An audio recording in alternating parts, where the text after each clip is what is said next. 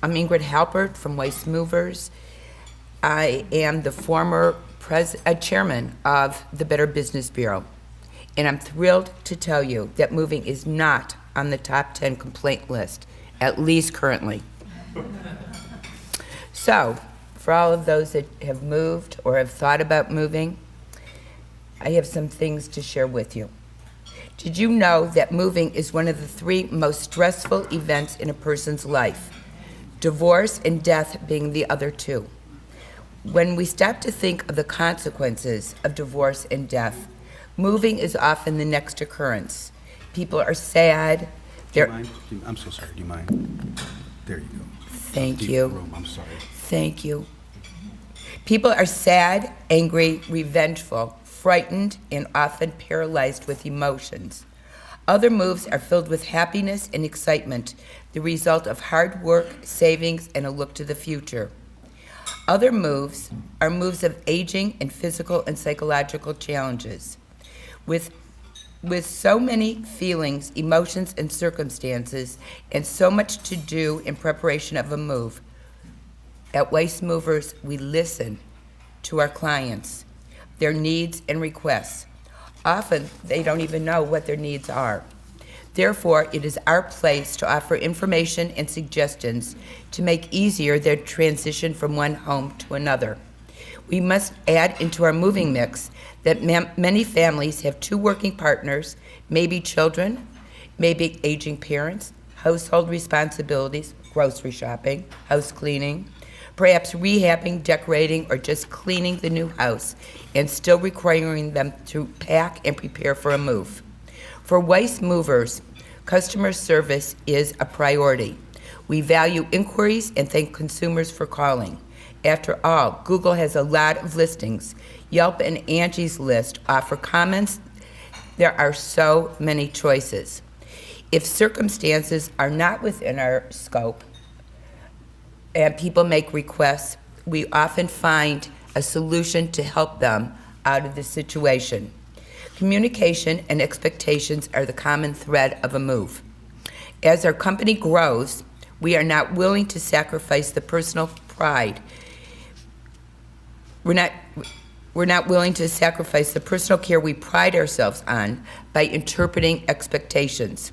Wayne Lawrence, my business partner, and Jason Kostranik, our moving supervisor, make site estimates so our clients can see who we are. And we are then able to analyze their move requirements, ask questions, and present packing and moving suggestions. We always want our clients to know that we are not selling a job. We want to partner with them through their experience. Again, communication is vital to our reputation. Ashley Kostranik sets the tone for Wayne and Jason's estimates with her energetic and friendly voice and the reassurance she passes on because of her packing and moving knowledge. She follows up on all moves the week prior to move date. Are you packed? Have you reserved the elevator? Has anything changed with the move? Have you sold or given away the dining room set as anticipated? Have you plowed? Have you shoveled? It is customer service we pass on to reassure clients that they are scheduled and that we will promptly show up the day of their move. All 4 of us are available to guide our moves along. Having an A+ rating with the Better Business Bureau is a matter of pride for all of us at Weiss Movers. We take our rating seriously and know word travels quickly when people are dissatisfied with service and expectations. I want to share 2 examples that are public information on the BBB website. First is our complaint.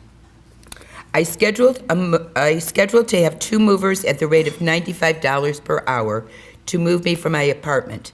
Instead, Weiss Mover sent over 3 movers at the rate of $135 per hour without any notification nor approval from me. I have spoken with, probably me, the owner, and asked for a reimbursement for the difference between the $95 per hour and the $135 per hour, but I refused. Also, their movers were 35 minutes late for the scheduled arrival time, and when they were finished, they did not ask me to check the contents of the truck to verify that they had removed all of my contents. I did ask them 3 times if all my items were removed from the truck. This is bad business for Weiss Movers to make a significant change by adding an additional cost to the customer without prior approval.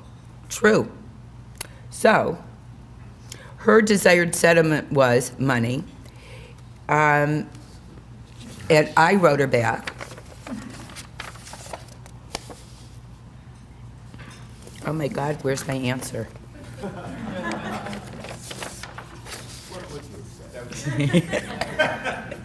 What I did say is, our customer did request 2 movers to complete her move. We did send 3, and yes, the rate changed. So the duration of the move, 3 movers completed her move in 3.5 hours, costing her X amount of dollars. 2 movers would have completed her move in perhaps 5 hours, costing her X dollars. This was only an estimate. I refunded to her $100 just because she was so unhappy. She did tell me that the guys did not invite her up into the truck. There is always an insurance issue of a customer walking up the walkboard, and I believe the weather was inclement. I understand she may have felt thwarted, but there were no missing items. As a matter of fact, as a parting shot to me, she told me the fabric under her couch and love seat had come unstapled, and with no hesitation, I sent her a serviceman to take care of said issue. I really had no idea if this happened on our move or if an animal or a vacuum did the damage. I believe Weiss Movers took care of her in a professional and businesslike manner. That was our complaint. Now, we have kudos. I used Weiss Movers for my January 2014 move. They were great, to say the least. The guys had a good time while doing their job, were pleasant, and worked efficiently. I had been quoted 6 hours for my move, but they got it done in 4 hours. When picking a moving company, I got multiple quotes, and some were cheaper. I trusted my gut and picked Weiss Movers since I got the best vibes from them and felt most comfortable in talking with them. And I liked their estimator. Through the whole process, Weiss Movers made me feel like this was the right company for my move, and I will tell you, they made my move go smoothly and hustled to get the job done quickly, well, and without incident. Thanks for a job well done.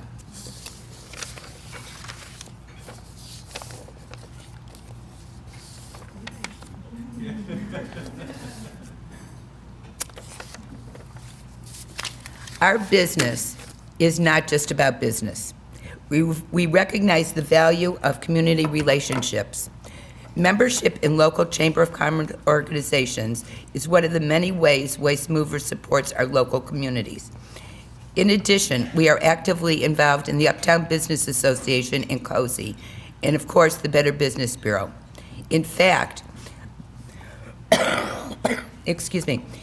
this past weekend, we provided a move for the Purple Heart Homes Great Lakes organization, a federal organization helping to relocate veterans.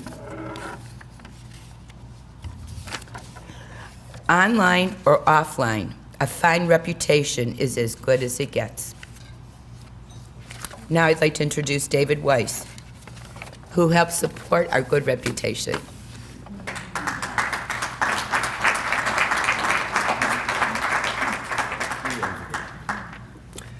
Thank you, Ingrid, and thank you for your service to the organization. I should mention that my experience with Weiss Movers has been great. They moved twice. They moved me from one home to another, and twice they moved the Better Business Bureau from one office to the next. Both of the BBB moves were a competitive bidding process, of course, because we have to be careful about those kinds of things. Well, where do we start here? Well, first of all, these are comments about business reputation management. And I will talk a little bit about the whole online component of that, because as you all know, the online, the internet's pretty much still, I'd still call it pretty much lawless. And it's an anonymous and crazy place to interact. So you can have damage caused on the internet even if you're not deserving of it. But I want to kind of skip over that initially and make the very important point that your online reputation is governed by your offline conduct. And if you're a company that takes care of its customers and does a good job and does a good job in the 3 areas I'm going to outline very simply, then not only will you have a good offline management, chances are your online reputation will be very good as well. Because for the most part, you get what you deserve, both offline and online. Some of the comments I make might seem obvious, especially to a really ethical and bright business person, but it's not so obvious to a lot of the companies we work with. Not everyone gets an A+ rating, and they don't get high ratings because they're not taking care of business in the 3 areas that I'll mention right now. The first is, and this is a really broad area, communications. I list this first because I think this is the most important thing a successful business can do to maintain their reputation. It covers not only communications with customers, but communications with third parties, online review sites, the whole 9 yards. You have to clearly set customer expectations. And let me back up real quick. I know there are a lot of folks in the audience from municipal entities, several cities. And I certainly want to make the point that these comments apply to municipal entities as well. Operating a government is not the same as operating a private business, even though a lot of people would say so. There are a lot of different considerations that go into being into good governance. But these principles still apply because cities and their governance, they have reputations too, and they have good reputations. There are cities with good reputations and cities with bad reputations. A couple of the latter come to mind immediately. But these rules apply to everyone, and communication is the key. Clarity is really important. Now, we deal with a lot of guys who think that if you're good with a hammer and you can, or you're a pretty good plumber, you can become a handyman and be successful overnight. But not if you don't know how to deal with customers. You can fall on your face almost immediately. You have to clearly set expectations with the customers. You cannot make promises that you don't believe you're going to be able to keep. It seems so obvious, but it's not that obvious. You promise somebody a job's going to be done within a certain time, they expect it done within a certain time. You promise you're going to call them back, they expect to be called back. These are sometimes small things that have really, really big impacts on reputation. Your contract language is a form of communication.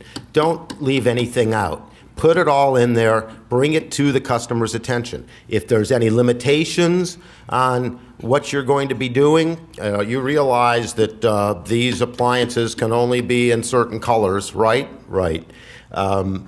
You understand our policy on restocking fees, right? Right.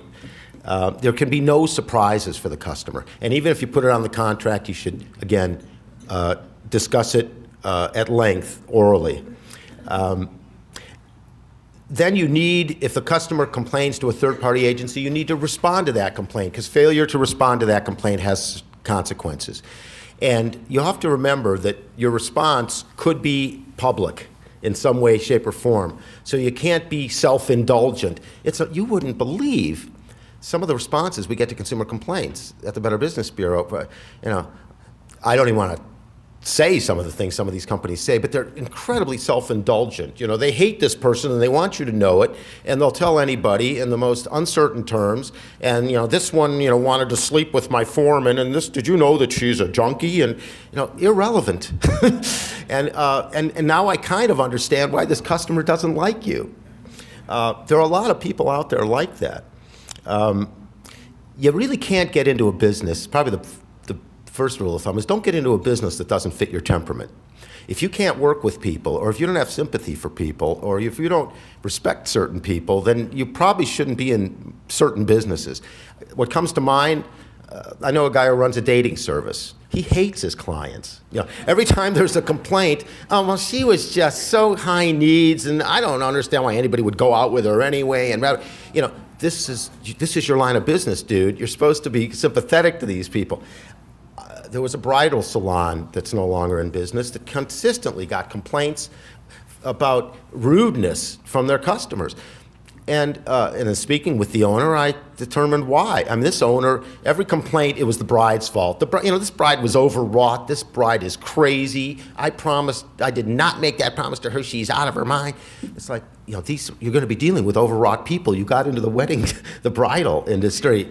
You must have some empathy for these people if you're going to be successful. But didn't, and basically said we didn't know what we were talking about, and I think a couple of those conversations ended up in hang-ups. But, so communication is everything in dealing with your customer in a completely open and clear basis. You don't hide anything. No surprises. And that's really, really important. Now, the second component of what you have to do well is performance. I've seen a lot of companies that perform well that don't succeed because, again, they don't have that communication skill. They don't follow up well after the transaction, which is the third thing. But great communication means nothing if you're inept, if you don't know what you're doing. And that goes without saying. So you have to be workmanlike. You have to, again, do what's promised, do it on time. The third component I think folks have to do real well at is follow-up. And follow-up presents a great opportunity. When you get a complaint, we say this to businesses, and not all of them really believe us, but complaints are opportunities. Complaints are opportunities not just to turn a customer around, but to learn about potential weaknesses in your own business. And the great companies, especially the larger ones that get larger numbers of complaints, they catalog their complaints. They have an individual who tracks them, who analyzes them, so that they can determine if there are any trends that they're missing that they need to correct. So complaints are very valuable that way. And you need to flesh out the complaints, because there are all kinds of studies that say that most of the people who are unhappy with you will never tell you. They'll tell everybody else, but they won't tell you. And unhappy customers tell far more people than happy customers. There are studies that show that. And they won't call the Better Business Bureau, and they won't go on Yelp, possibly. They'll just stew, and they'll never do business with you again. So it's a great practice to follow up after every transaction. And even if you've done a great job, customers, they're delighted by this, because how many businesses really follow up either with a survey or, better yet, a call, ideally from the owner, saying, how did it go? Did we have any problems we didn't take care of? They love that personal attention. There's nothing better than that. So having that kind of relationship with your customer can be a real benefit. That's the time to ask them to post positive customer reviews about your company, and we'll talk a little bit more about why that's important. So communications, performance, and follow-up. To me, those are the three critical aspects of dealing with customers that businesses have to really succeed at. Now, let's talk a little bit about the online environment. The first thing you need to know about that is if there's anything nasty being said about you, or anything you want to know about your company or any officers of your company, it's not going to find its way to your desk. You have to find it. Bad reviews or good reviews aren't just going to wind up on your desk without you doing something to get them there, except if the review is filed with the Better Business Bureau, I might add, because we have a high touch. We're traditionally known for handling complaints, formally filed complaints by people who have a problem with a business and they want a resolution. And we work with the business and try to get it resolved. And we do that 10,000 times a year, 10,000 complaints. But, and by the way, the text of those complaints and the company's responses are now part of a company's BBB business review. So I happen to notice you said, Angie and Yelp have comments, but Better Business Bureau not only has customer reviews, which are just where customers can come in and just make a comment about their experience with the company without filing a formal complaint, but we have our formal complaints posted online so you can read them, and more importantly, read the company's response. So again, why it's important to have a really courteous, non-self-indulgent response to complaints of that nature. But when our customer reviews, just to finish that off, when we get a review from a customer, first of all, we make them provide their name. No anonymous reviews through us. We don't post the name when we post the review, but the company knows who's doing it, because we want the company to be able to say, if it's the case, I don't know who this person is, I never did business with them. Because, there are a lot of phony negative reviews out there, mostly placed by competitors. If the company comes back and says this, we go back to the consumer and say, you have to prove to us you did business with this company or we're not posting it. It's amazing how many people don't get back to us at that point. So we try not to post it until we've heard back from the company. So we send it to the company, whether they're a member or not, we send it to the company and give them a chance to respond before we post it. But we do have customer reviews, but more importantly, we have those great complaint details. Text of complaint detail, which is, I think, the greatest resource that consumers have probably ever had online. So, but you have to know what's being said about you online. First of all, you want to check your BBB business review, make sure it's what you want it to be. If it's not, you got to get to work on it and see what you have to do to raise your rating. Do go to Yelp and see what they're saying about you. There are lots of different ways of getting mentions of you. I'm not sure all what you'll get, but if you go to Google Alerts and tell them, I want to know about any kind of articles that have these keywords in them, your company's name, your name, maybe your other officers' names, then you'll get something delivered once a day that Google fleshes out that will show you what is being said online about you. Whether you'll get all those reviews, I'm not sure, but you'll get an awful lot of information, and it'll enable you to recognize what's out there, analyze, and deal with it. The goal online is to put your best face online, and that means get the first page of search results when your company's name is Googled should hopefully all be positive. That's not always possible. You might get some negative comments on that first page, but there's a way to get more positives on the first page. The first is to encourage your customers to post reviews, especially the ones you know are happy, or at least you think are happy.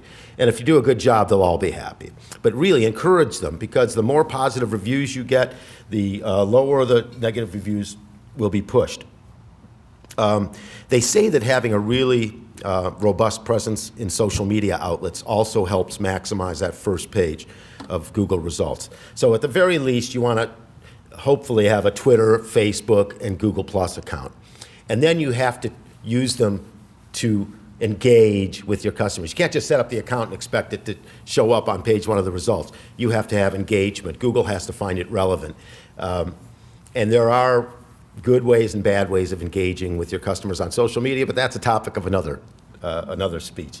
I think the main rule of thumb there is don't do any blatant, obvious marketing. That's not what people want online. They send them good, interesting information that builds loyalty and trust in your company. And if you're just sending them information about sales every time, they might just not pay very close attention. Now, if you do find something negative online, you have to respond to it.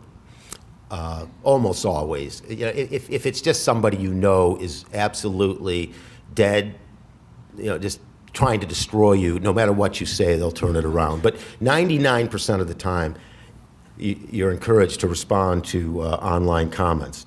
But you have to respond carefully, because it's been said that it's far better not to respond to an online comment, a negative online comment, than it is to do a bad job of responding. Because no matter how you respond, it's going to be there forever, or close to forever. Anybody watch like Hotel Impossible or something, that bald guy who goes around helping people with these horrible hotels? And he really got into one hotel owner's face. He found a review online, a nasty review about her company, which happened to be true, and she just ripped the complainant a new you-know-what. And he said, you could not have done anything worse for your business if you tried. You're going to be spending years overcoming that response, because folks know that you're going to get negative reviews occasionally, and they're unreasonable people. But if they see you responding the same way in kind, that's going to be really, really damaging. So, you engage, you apologize. These are the strategy. Apologize without admitting anything. I'm so sorry if we If we inconvenienced you, we want to do anything we can to help. Be authentic. Do something to try to make amends, even if it's saying, please contact me offline and we will discuss this and work with this. Just look reasonable, look courteous. And again, never get into arguments online. It looks petty, it looks harsh, it looks unprofessional. People don't understand the context. You need to be nicer than you think you need to be, and probably nicer than you really are. I know, because you're going to grit your teeth and respond. Well, the better idea is to wait a day, maybe, after you've read it.